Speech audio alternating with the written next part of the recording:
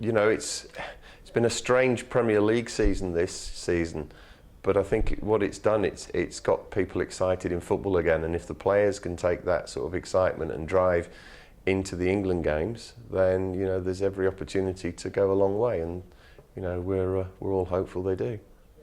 You know, in Joe Hart, we've got one of the best in the world. You know, he's got the gloves at the moment. And I think Jack Butland was really starting to put a little bit of pressure on him. So, you know, that can only be a good thing. It'll push Joe on even further. And you know, to have somebody of that quality sort of pushing you. Obviously, the injury was a bit of a setback for the Euros, but I'm sure he'll come back, you know, equally as strong next season.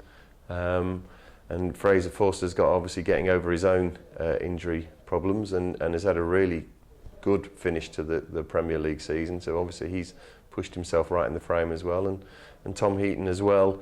You know, he's done well. You know, with others getting injured, he's pushed his way in, and you know, with performances, week in week out in the Premiership next year, you know, again he can push. But the thing with Wayne is he's got vast experience, and you know, he could be like a bit of a talisman on a tournament like that.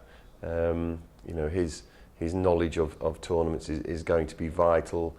I think it's good to have, you know, like a world player playing for your team, because often it helps with referees and things like that. So, you know, obviously he's got to be in and around. You know, he's the skipper of the side. The manager trusts him implicitly.